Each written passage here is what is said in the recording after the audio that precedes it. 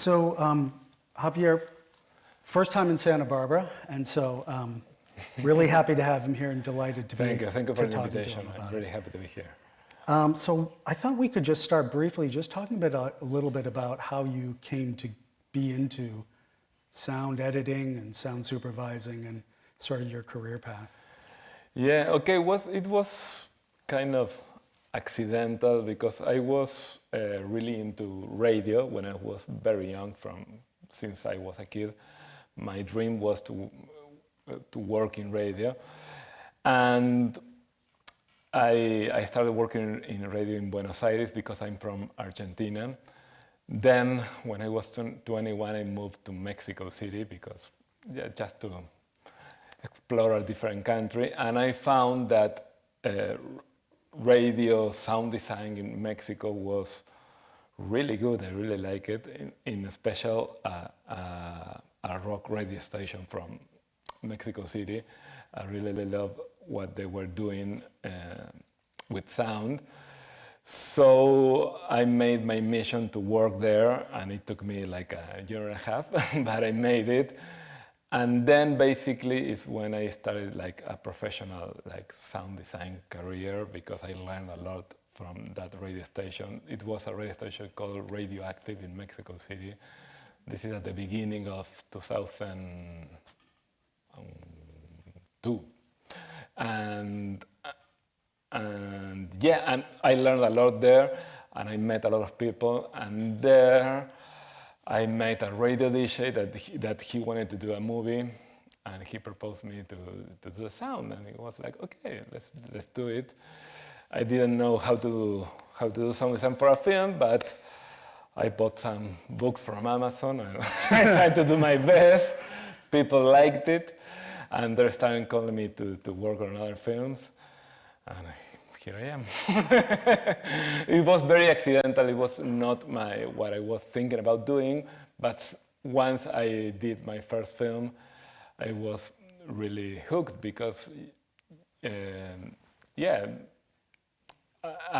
soundtrack for a film, it's super complex. You have a lot of different elements like voices, sound effects, music, and so it's everything in one package. You know, you can do a lot of different stuff, and I love that. And I was really into it, and I tried to become a professional.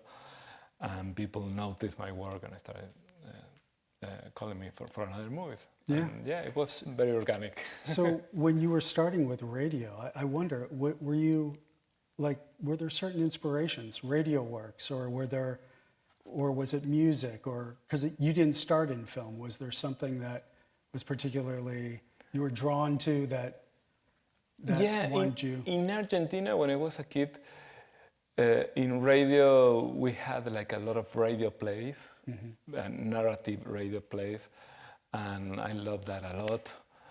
Also, my father was really into a comedic group that was super famous in Argentina, like in the 70s and 80s, called Le Luthier. And it was crazy because they did shows in a theater, and they recorded it and released it as cassettes, and you can hear it at home. But you have to have a lot of imagination, because suddenly it was like some pauses and silences, and you hear like people laughing, and you didn't know what was happening because it was like a theater play. And to me, like that was like really, really intriguing. I really loved that, and I really loved to hear, and also I really enjoyed only hearing, like trying to imagine what was happening there in those pauses, you know, and trying to imagine when I hear like a radio play. I was really, really into that. I really love that in a very like visceral and instinctual way, you know, and since I was a kid. And then I went to a university to learn more of doing radio professionally. And one of my teachers really loved what I was doing, and he recommended me to work on a radio station, and I started working there professionally for a couple of years in Argentina. Then I moved to Mexico, and I did all of that. Yeah. And you've worked on several different kinds of films and also advertisements before Memoria, yes? Yeah. Before Memoria, I worked on a lot of films. I really like to work with different directors. I'm very open to work with everybody because, you learn a lot in doing different kind of movies. I have done like straight comedies or straight drama, and also this kind of very experimental kind of movie. I really love doing this kind of thing because it's so free. You can do, you can explore a lot of different ideas, and I have done, a lot of this kind of movies, and I really love that also. And how did you come to Memoria? Memoria, I come to it because I work a lot with a Mexican producer. His name is Julio Chavez Montes, and he read the script, and he really wanted to get involved in the production of the film. And he managed to do it, to make a co-production. It was a really complex production, a lot of different countries, and one of the countries was Mexico. And he talked to me about doing the sound design. So I did a sound design, and the production sound mixer was also from Mexico. And so we made like a tight team from Mexico to work during the filming, in the production sound, and then in post for the sound editing. So I think it might be helpful to tell us just a little bit about the role. I saw in the credits you were credited as sound supervisor, but we were talking backstage, and you were really sound editor. It might be just helpful for folks to know what that job entails. Yeah. Basically, in Mexico, with my team, we edited basically all of the movie, the sounds of the movie. I did personally the dialogue editing and the ambience to generate the reality of the film. And we have a Foley team. We recorded a lot of the props that the actors manipulate, and the footstep and everything. So basically, our job was to work on the more realistic elements, trying to generate the reality of the movie, trying to make ambiences that have a lot of layers and a lot of elements. And then the director was working in Thailand with Reed. Reed is his sound designer for a lot of for a long time. So, and I talked to him, and he was like, okay, do basically all of the movie. I'm gonna work with the director in the last 15 minutes. So that's gonna be my work. You do the whole movie, I'm gonna do that. And basically that's what we did. And it was great because the sound, the ambiences had to be like super rich, had to have like a lot of density and a lot of detail, and that was a super interesting work to do. Yeah, so maybe we can talk a little bit about that. We will get to the bang, I promise. We will get to the bang. But I'm thinking about there's so many long takes, and so much what might be considered silence between dialogue and between other ambient sounds. And so I'm wondering how you thought about silence for this film in particular, and how that sort of shaped the various scenes. Yeah, when you are doing the sound of a movie or everything in a movie, nothing is an accident. Everything is a decision in a movie, you know. So if you have everything that you hear is there for a reason. Sometimes to generate plain reality sometimes to generate rhythm. A lot of the scenes, like on the end, for example, when they're by the creek, there are a lot of elements coming in and out. If the work is done well, you don't notice that. You feel it like it's natural, it's there. But there was a lot of consideration when some crickets had to sound, when you need like more pauses. So in that regard, we basically, we tried to generate like a very dense reality with a lot of different elements, so the director can choose what to focus on in different scenes. Also, like this idea of silence, like something like stale. I don't think in those terms. For me, silence is also a construction. You know, not putting sound is a decision also. So, and in particular, the director, Apichatpong, he's really into what I call like dense silence.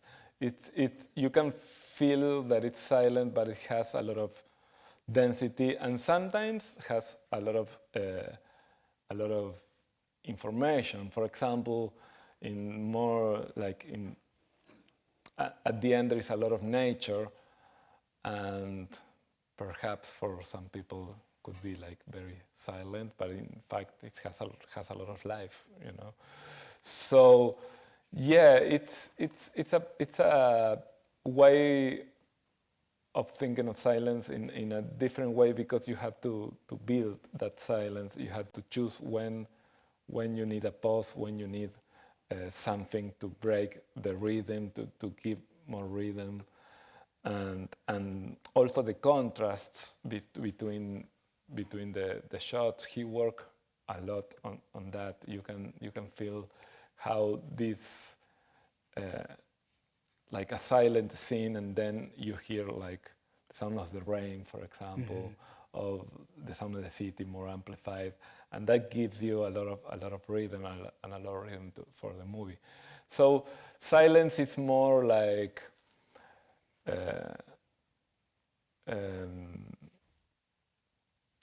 it's not that it's like a vacant sound. It's more like everything is there, something like that. It's more like something that is built. It's its own presence. It's its own presence. Yeah, he really liked that.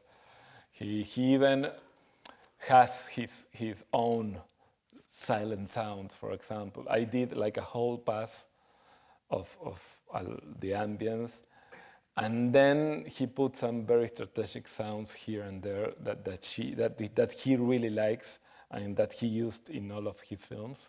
Like there are some sounds that he really like, how gives him the sense of silence, but with some presence that he enjoys, and he used in all of his films. You have to put them. Sounds of some of the insects. Some insects, for example, some crickets are. He recorded them at his home in Thailand. And he used the same crickets in all of his movies, but it's like another layer. So it was something like it was very, very layered, and for all of the ambiences we used the natural sound of the locations, the production sound mixer. He did a really great job recording a lot of stereo and surround ambiences of all of the locations, from Bogota and from Pijao, the location, the more jungly location at the end. And we use all of those sounds to construct this very real, but with very specific rhythms, you know. Yeah, I work at that. And the bang. So what kind of conversations was the sound team with the director having about thinking about the bang? And the bang, yeah. When I started working on the film, the bank was there, and it has been there like for years because this idea, he started exploring this idea about the bank because he had this condition that is called exploding head syndrome. Yeah. And so since he had that condition, he started exploring this idea in a theater play that was developed like years before the movie. Was it the Fever Room? I think that's what it was Yeah, called. The Fever Room, I possibly, don't yeah. remember exactly the name, but yeah. So when you see the scene when Tilda Swinton's character is describing the sound to the sound engineer in the studio, that's what the director did with the sound, his sound designer for that theater play, and that's the way they generated that sound, and he wanted to replicate that experience in the movie. So they teach the actor how to do all of this. So that sequence, it's all done there in camera. The actor learn how to use the software to create that sound, and that's how they did it in the first place in reality. I tried to incorporate some layers, but that sound was like, okay, this is the sound, and this has been the sound for years. So there was no touching that sound. I'm interested to hear you say that because I imagine that sequence in the studio was kind of paralleling or echoing the kinds of conversations with Apichatpong that the sound team had. There is a lot of, and he likes to show exactly what is happening in a lot of sequences, and that sequence is very documentary. The actor is doing, it's using the computer and the software to create the sound in real time, and when you hear the bang, what you're hearing is the sound from the speakers in the location. You know, it's very documentary, and exactly the same experience that he had when he was trying to describe the sound to his sound designer. Yes, and the bit of dialogue that the young Hernan, the sound engineer in that scene, says also seems to sort of happen repeatedly through the film, which is he makes the point that the context, how you hear the bass, and through what medium and what context, what environment changes. And so like I was wondering, and I was trying to listen very closely every time I watched it, the sound is the same, but does the volume actually change, and therefore for the audience the loudness change? And when she's at the stream at the very end, that's the first time I started to hear the whirring, almost like a metallic whirring. And just in that time. And so I'm wondering, like, it was the same bang, but was it manipulated differently based on the... Yeah, it's the same sound. It's mixed a little different here and there. But the sound is exactly the same. It's one sound, and that's it. That's the sound. Yeah, it's called bang. And that's it. It's a sound. Obviously, in some scenes, it's a little louder, and then the first bang, for example, is louder than the rest. And when they are in the dinner scene, for example, it's really loud also. It gets louder, it seems. And it gets louder, yeah. Never fails to startle, no matter how many times you see the film. Yeah, it's and what I really like about the scene in the studio is how she reacts to the sound. It's very visceral her reaction when she hears, like, okay, this is the sound. She's very moved, and I really like that. Yes. I thought maybe we could just talk about some other scenes too. So there's I believe it's the second scene, which is the car alarm, almost the car alarm symphony. And it's a really interesting scene because it doesn't seem to be precipitated by anything in the narrative. There's no sound that's triggering the alarms. There's no one trying to break into a car. And I was wondering how you thought about that particular scene and what you were going for. Well, the way that I work in the movie was like, when I started working, they were filming the movie. They were about to start to film the movie. So I didn't have a lot of time to talk with the director about a lot of details. So what I did basically was I used the script like a recipe, because the script had a lot of very specific sound notes, like a lot of sound descriptions, what it's going to sound, when, what kind of sound, if it's near, it's far away, a lot of different description about textures of the sound. So I was like, okay, I can talk to the director because he's doing some work, and so I will use that. And that's what I did. And how I started working on the movie was during the filming, because I started receiving the dailies, and I saw the shots, and I saw that, okay, I have this scene, and I have two shots. One shot is 15 minutes, the other is 10 minutes. And there is no coverage, that's it. We have two shots, and so I thought, okay, if we have only two shots, and they are super long, I don't think they're gonna edit like a lot. It's gonna be it. So I decided to start working during filming, like doing ambiences for these shots and sending the ambiences to the editor, so they can starting to hear like real ambiences, very layered during the editing. So for that scene in particular, that scene was very different in the script, because in the script, I have it here. yeah, you can read it. In the script, there was. Can you read it, please? Oh, sure. So we were just talking about, Javier gave this to me beforehand, but this is what the script originally was. Before dawn, an outdoor parking lot is almost full. The stillness is broken by the rumble of thunder, which doesn't happen in the film. Silence resumes. The camera starts to move. There's a sound in the air, a mixture of wind and a strange group of insects. Were there insects? Did the insects make it? I didn't think the insects didn't make it either. After a while, the camera stops moving. There's the sound of a man clearing his throat. Didn't make it either. But that is a bit unnatural. A second clap of thunder reverberates through the sky. Suddenly, a car alarm goes off. The horn is honking. The lights are blinking. It triggers 5 other cars, and they are blowing different tones, and as if the tempo were performed by drunken musicians.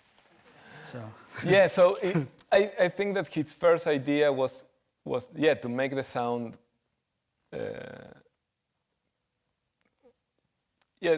to give like a reason for that sound, right? But then he doesn't like that, and he started to think more about the ambiguity of if it is real, it's not real. And you can feel that in Jessica's, that she's trying to think, am I crazy? This is happening or not? Why is it happening?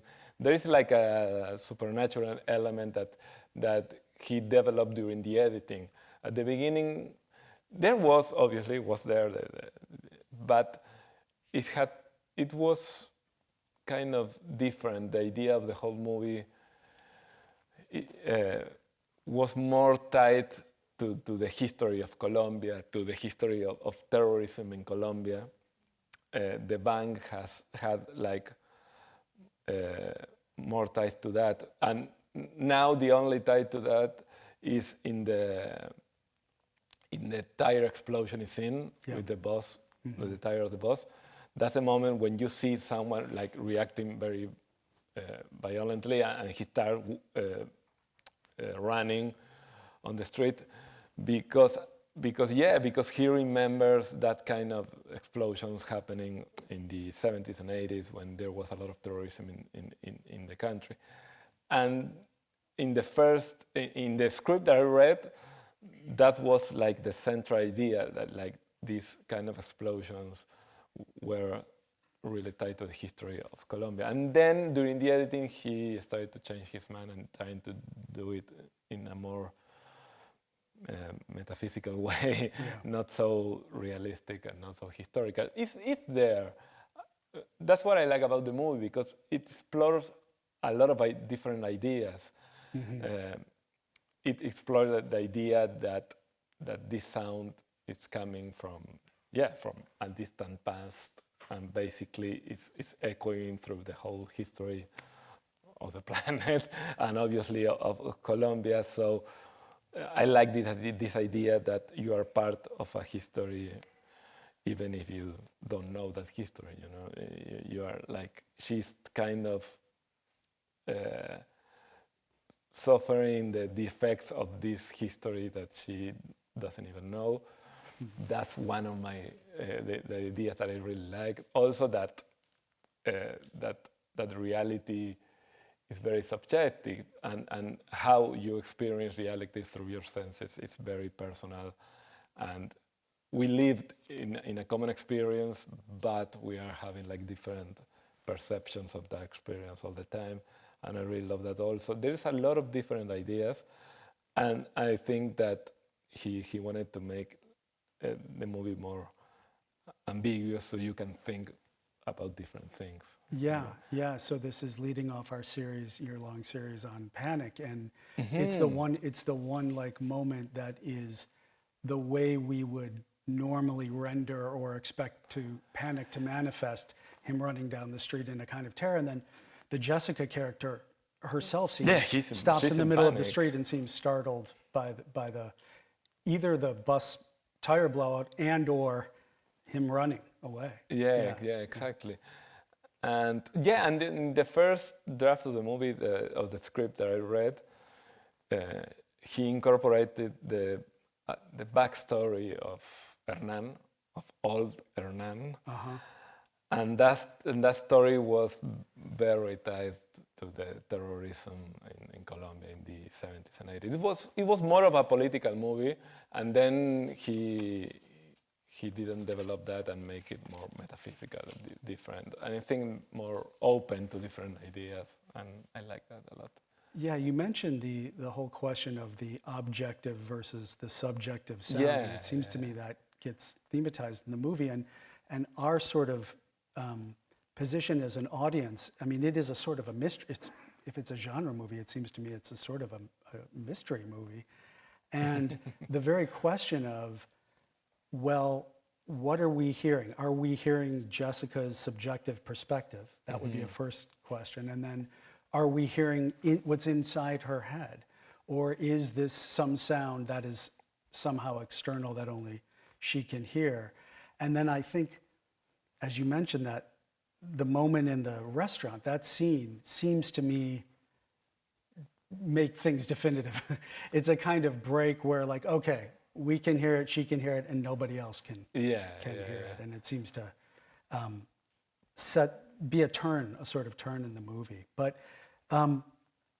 this idea of the inside or outside the head, I was thinking of some other sort of binaries or dichotomies that seem to be working through the film, and that work through a lot of Apichatpong's film, like the city versus the country. And I'm thinking about how you thought about the different soundscapes for those kinds of opposites, the inside her head or outside her head, or even with the jazz musicians, the music versus the ambient sound versus the bang, how you were thinking about some of, trying to draw out, if you were trying to draw out some of the differences or make them starker, or like between Bogota and the countryside. And then I was also thinking about the question of depth seems to figure in the movie a lot too.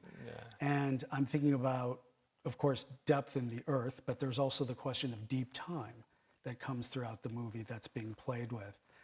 And so let's just take the scene in the tunnel, for instance, which is, I think, one of the most extraordinary in terms of the sound work in the scene in the tunnel. Can you tell us a little bit about that, how you were imagining that?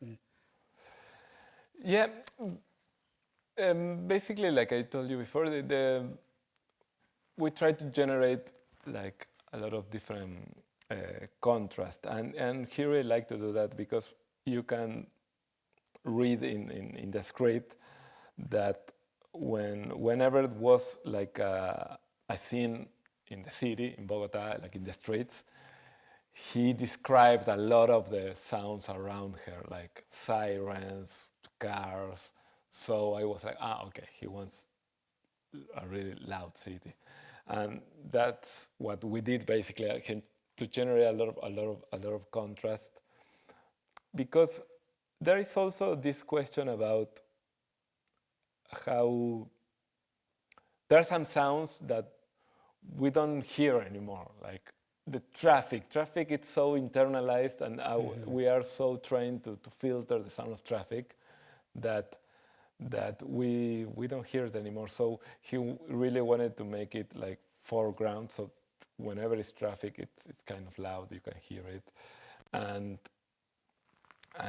yeah, it's not a natural sound, so we try to push it a lot, and basically, yeah, it was trying to generate a deep contrast between that and the nature sounds. Also, when Hernan says that he really don't want to hear nothing anymore, so that's the sound. It became like it has details, but it's basically the same sounds, like crickets, the water, the howling monkeys, and that's it.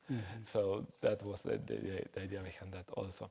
And for the tunnel, the idea was to make it sound, to give it a lot of detail, because there is, I don't know, that scene to me, it's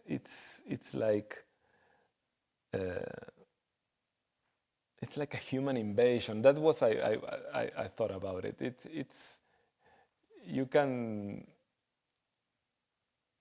see like the human impulse to discover, to try, but it's a lot of machinery, and yeah. So the idea was to make it sound kind of violent.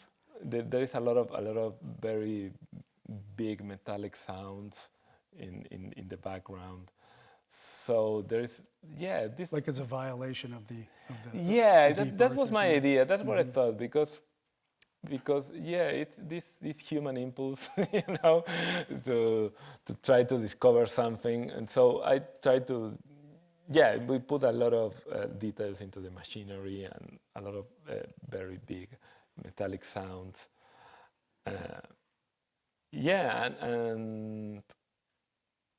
And that was what I was thinking about, like this human impulse that can be very violent. Yeah. Another scene I was thinking about is the scene where the young Hernan makes a mixtape. He's made out of, sounds like he's made out of the bang, his own, I don't know, electronic or punk music that she's touched by. And we all want to hear it. Like he refuses to let us hear that. And it reminded me of, kind of seemed to echo when she's showing her sisters the pictures in the hospital. I'm like, he's not going to cut in and show us what they're looking at. So I'm wondering, was that scene with the headphones, was there any discussion of us as an audience being able to hear that, or was that always? No, it was as it is. Yeah, he doesn't like to discuss a lot. He's like, okay, this is it. This is what we're doing.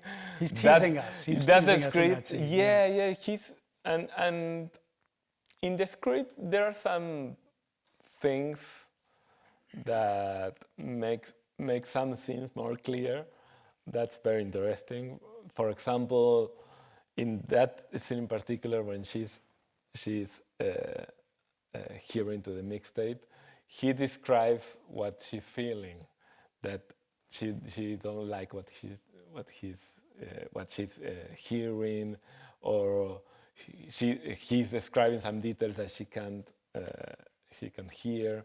There is some notes for the actor also that are more descriptive of what the character is thinking. But I don't know. I think that he really likes to make everything like very open to interpretation. I think that's his thing. Yes. He really like that, And to me, that's very interesting because, yeah, you can think in. It's a movie that makes you think about a lot of different ideas, and what I think about the movie, it's gonna be completely different from what you think, perhaps, or you can think of a different thing, and that to me is very interesting because you can have like a very rich dialogue about around the movie, you know. Right. I really love that. But yeah, he's like that. It's okay. This is it, and there is no coverage. He didn't film any other shots. The shots that you see in the movie, that's all the material. That's it. So time for one more? Do I have one? So let's see. Well, I guess I'll just ask this one. The scene where Jessica and Agnes are sitting on the park bench in the public square, the silent dog is, by the way, I don't think we ever hear dogs, do we? No. No, we never hear dogs. It's interesting. So they're sitting there, they're eating, they're chatting, they're drinking, and she remarks to Agnes, do you hear the sound of the animal bells? And Agnes says, yes. Do we hear the animal bells? Because here again, I'm like, am I going crazy? Because they can both hear it, and now the audience can't hear it, right? Yeah. I think that sort of was playful. Yeah, super playful. The movie is playful on a lot of ways. Well, the end. It's crazy. The first time that I saw the end. Yes. When I was reading the script the first time, it was okay. And then we see a spaceship. Okay. Yes. That's cool. Yes, exactly. That's unexpected. But I really like that. It's because, yeah, he plays a lot with the idea is she hallucinating or not? Right. Also, when in the dinner scene, when his sister says, "Oh, I was waiting for the call of this dentist, this doctor, but he died." And no, it's not that. Right. So he plays a lot with the idea that is she hallucinating or not? Is this real or not? But yeah, but I like that. Yeah, like I told you, I think that he really likes to make everything like very open to different interpretations, and he really liked in all of his movies, right? He really liked to do like strange things seems natural, like I don't know, in his most famous movie like Uncle Boonmee, suddenly the characters are like talking, and suddenly, oh, a ghost is there, and nobody reacts. It's like, it's there, oh, hi. And they start talking to the ghost, and that's it. He really likes to do that, to make the extraordinary very natural, very ordinary. I think that he really, what I really like about all of his films is this idea that that all of the time we are in the middle of very extraordinary things, but perhaps sometimes we lose touch with that kind of things, and we live in a very material world, and we don't connect with different ideas. And I think that he explores a lot of that in his movies, that this very weird or supernatural things happens in a very natural way. Yes. And I think that his idea of the world is more complex than perhaps some other people, and he really likes this idea that that perhaps the world is richer than we respect or we know. I don't know that perhaps we are close to a different kind of reality. I think that he really likes to think in that way, in a, I don't know, his spiritual way. I didn't talk about him about that, but I really like that about all of his films. That you can sense that there is a different reality there. And Co-present. co-present, yeah. that perhaps the characters, or we as a society, I don't know, we are like not very present to that kind of thing. I think that he really likes that idea. Yeah. Well, I have other questions, but I don't want to be greedy, so time to have the audience ask some questions to Javier. I was wondering about when you got the dailies and they had, I guess, the sound was synced to the video, and what do they provide? Is it like a stereo mix, or, I mean, obviously there's, throughout the movie there's different places where the soundstage is very enveloping and sometimes it's very forward, and I'm curious how you go from like whatever they send you to the final product that is like the Dolby Atmos kind of experience. Yeah, the production sound mixer works a lot in stereo. He really likes, because this movie had a lot of musical elements or sound elements. He recorded the dialogue and also used some stereo mic. And in some scenes, he even used a surround setup. You know, he knew that the movie was going to mix in Dolby Atmos. So in some sequences, he used a lot of mics all around the location. Even he put some mics very high in some locations. So we had a lot of material, because I talked to him just before the film started, and I was like, okay, we need everything that you can give me. You know? So put microphones everywhere and record all the wild ambience that you can. And he was really into that, and he recorded all of the ambiences that you hear in the movie. He recorded it in the real locations, a lot of things.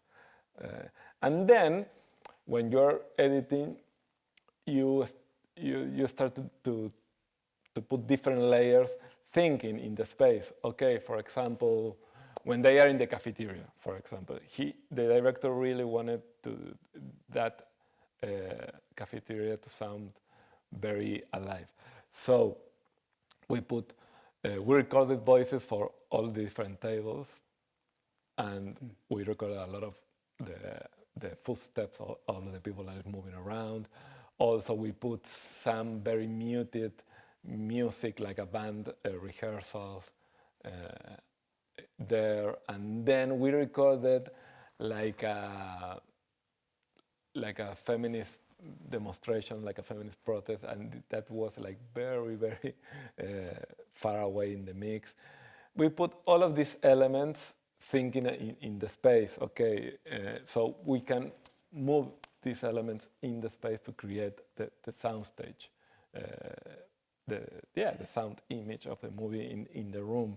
So whenever you hear an ambience, you are hearing, I don't know, from 10 to 20 layers or more, perhaps. In that scene in particular, way more, because we had a lot of different elements. But in a regular ambience, you have a lot of different elements, because you have to put those elements in different parts of the room to make it like really big. Yeah. I don't know.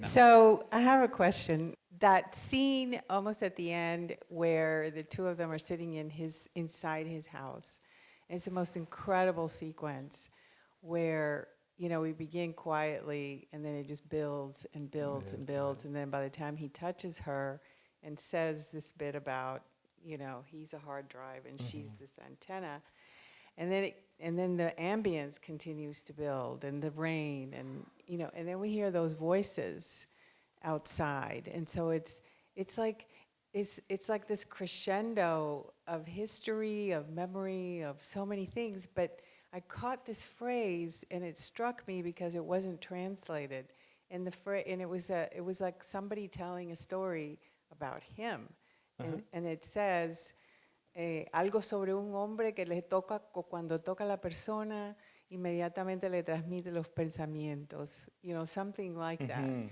So like the man touches the person and then we hear their thoughts. And so it was just this kind of layering of all these different stories, and I was really curious. And then because it's not translated, I thought, well, of course, it's just left out there. But it's so specific, because we're seeing him actually being that transmitter, right? Or her being that transmitter. Yeah, that scene in particular was about he transmitting to her his memories, and also transmitting like all of the history. He really he made a lot of different versions. While I was doing the whole movie, like 2 hours of movie, they were making only that 20 minutes by the end, and it was really cool because they were sending me weekly an update. So I was hearing what they were trying to do, what they were changing. Sometimes they asked me for some sounds. I recorded a lot of different sounds, and the idea, the idea was to include his very particular memories about his personal history, and the humankind history is a kind of thing, and yeah, that's why you can. But all is filtered through him, because when he's scaling the fish, he's telling the story of this guy that some guys punch him and they're stealing his food, and then you can hear that in the scene replaying. So everything is filtered by his memory. So yeah, that was the idea, and it was very different. And in the script, you could hear a lot of dialogue between him and his son, for example. He has a son, and you can hear a lot of dialogue between them. It was a lot of trial and error and trying to find something there, and he tried a lot of different things. We recorded a lot of dialogue for that scene, and he was trying different things. We recorded a lot of voices with actors. I even recorded some things because he wanted like Spanish voices in Spanish, so I recorded a lot of things that he never used. He was trying to yeah. But the idea is that she's receiving his personal history and also a lot of different memories through history. Till she hears the spaceship, basically. Yeah, the touch seems important, if I can just quickly add, because what I noticed in this last time was that I had never caught before is when they're in the studio with the younger nun, she stops him. Yeah. She puts her hand on him. That signals to him that that's the sound, and then that touching comes back at the end of the film too. Yeah, that when she touches his hand, it's really cool, and I really like how they did this transition from the wind to the sound of the sea, and this sound that it's very similar to a radio tuning, but with natural sound. I really love that. That's really cool. That's very great. They did that, like, I worked in the movie like for 4 months doing the whole movie, and they were working on that scene all along, yeah. We're finished? Okay. Well, thank you everybody for coming, and if we could please thank Javier one more time. Thanks. Thank you.